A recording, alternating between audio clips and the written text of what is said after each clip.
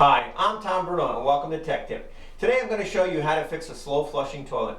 A slow flushing toilet doesn't necessarily mean the bowl is plugged up, but more so that the jets underneath the rim of the toilet here are plugged up either with particles from the water or goo from these little blue pucks. Never put them in your toilet.